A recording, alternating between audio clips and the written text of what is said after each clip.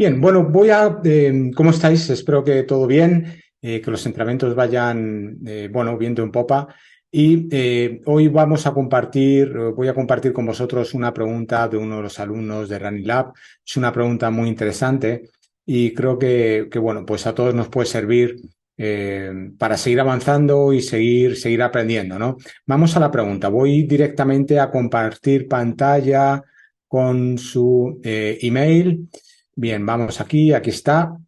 Bueno, entonces básicamente el alumno dice, bueno, hasta ahora hemos aprendido fundamentalmente que hay tres zonas de entrenamiento, como así es decir, básicamente tenemos una zona de rodaje suave, entrenamiento aeróbico, donde trabajamos el metabolismo aeróbico, una zona 2 en donde tendríamos el trabajo a umbral láctico, y una zona 3 en donde teníamos el trabajo de metabolismo anaeróbico.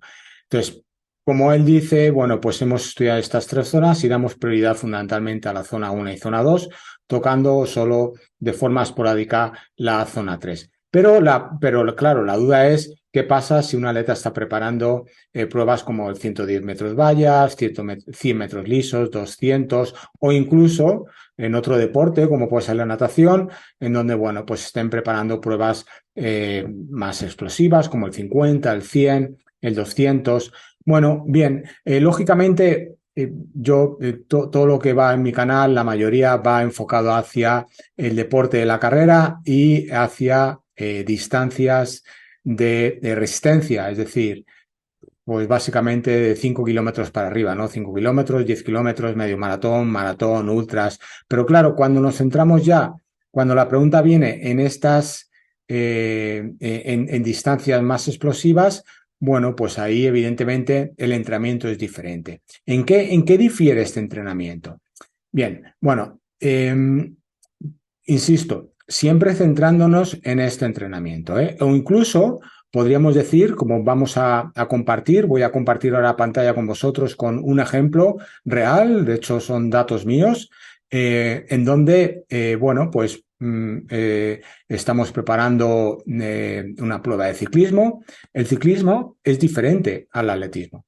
Diferente en el sentido de que, bueno, pues como sabéis, en el ciclismo hay muchos cambios de ritmo, ¿no? Ya no solo que vienen dados por el terreno, sino, bueno, el deporte en sí del ciclismo es muy diferente y el entrenamiento, por lo tanto, tiene que ser diferente. Además de ello, el ciclismo no es tan agresivo como el atletismo, por lo tanto, bueno, pues no me da tanto respeto en meter una intensidad elevada, incluso como vamos a ver repeticiones cortas y muy anaeróbicas en donde entrenamos el metabolismo anaeróbico, como bien dice aquí este alumno. Entonces, no me da tanto respeto porque no es el ciclismo no es tan lesivo como en atletismo. El entrenamiento que vamos a ver ahora de ciclismo o incluso un entrenamiento que podría estar más hacia el metabolismo anaeróbico de estas pruebas, como son el 100 metros lisos, o incluso yo me acuerdo cuando era, bueno, pues juvenil, con 18 años, corría 800 metros lisos en pista y uno de los entrenos más duros que yo recuerdo haber hecho jamás es un entreno que hicimos, siempre lo recordaré, un 31 de diciembre por la mañana, 8 repeticiones de 100 metros. Es un entreno muy duro, es un entreno muy anaeróbico, en donde es tremendamente exigente desde el punto de vista metabólico, donde se generan cantidades de lactato brutales. Para aquellos de vosotros que sepáis un poco a qué niveles de lactato estamos hablando, pues yo di en ese día unos niveles de lactato de 24 milimoles, con lo cual es una auténtica barbaridad. Pensar que habitualmente en competiciones de resistencia, bueno, el umbral aeróbico, el umbral está en torno a entre 2,4 y 4 milimoles, y una competición de resistencia en torno a 8, 10 milimoles, 12 milimoles como mucho al final, y esos atletas muy, muy experimentados. Bueno, pues yo ese día di 24 milimoles, lo cual es una auténtica barbaridad. Claro, es un entrenamiento de un atleta de 18 años y que está enfocado hacia el metabolismo anaeróbico, una prueba tan anaeróbica, tan exigente como pueden ser los 400 u 800 metros que estaba preparando en ese momento. Entonces, aquí ocurre lo mismo. Claro, cuando estamos hablando de estas distancias, pues son distancias muy anaeróbicas, con lo cual hay que entrenar el metabolismo anaeróbico. Aquí el paradigma cambia. Ya no estamos hablando de zona 1 o zona 2, sino que, bueno, estamos hablando aquí de un metabolismo muy anaeróbico. El metabolismo anaeróbico, que es lo que hay que entrenar en este caso. Bueno, pues en definitiva, la respuesta es, evidentemente, la respuesta a este email es, evidentemente, el entrenamiento es diferente.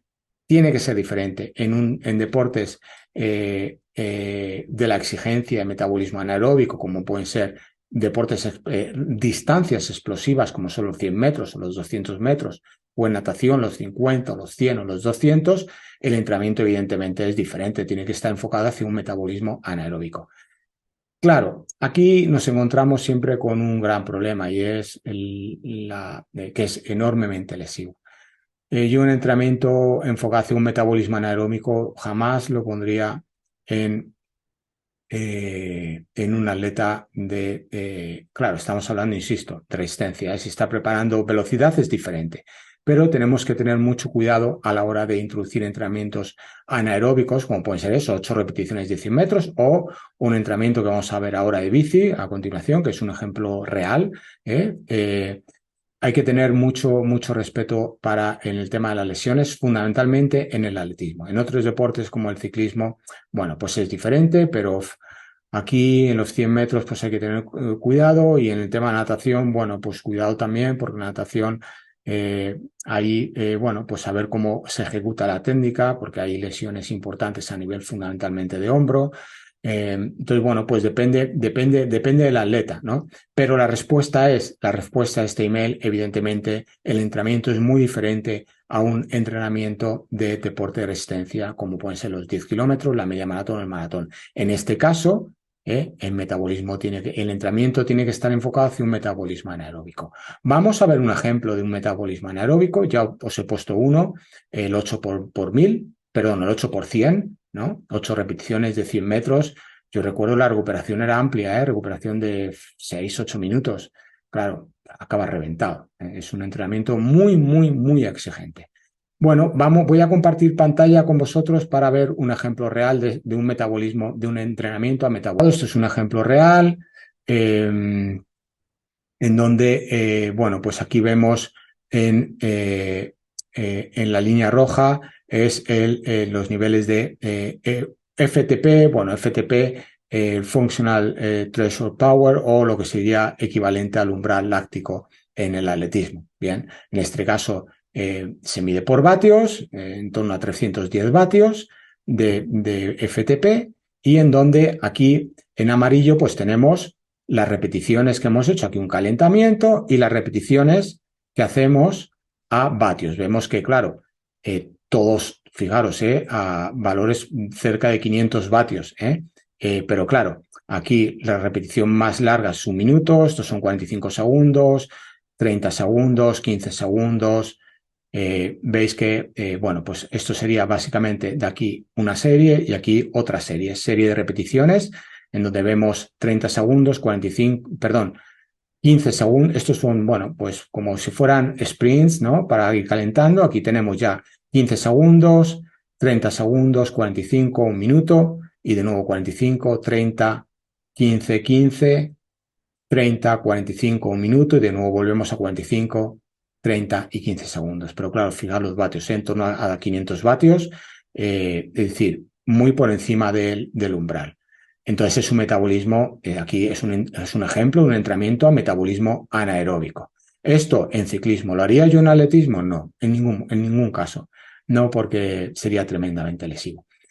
Como un indicador de metabolismo anaeróbico tenemos el FRC. FRC básicamente es la capacidad que tiene el atleta de generar potencia por encima del FTP. Vemos como aquí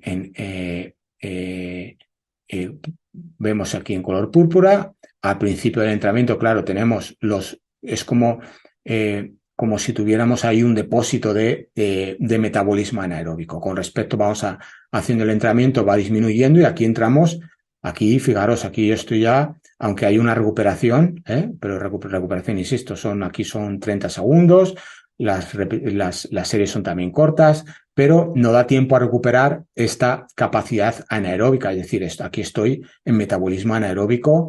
Fijaros, esto es un entrenamiento básicamente son 40 minutos muy intenso, es tremendamente intenso y muy exigente. Pero, a diferencia del atletismo, bueno, el ciclismo me da esa confianza de no, de que haya menos probabilidad de lesionarme.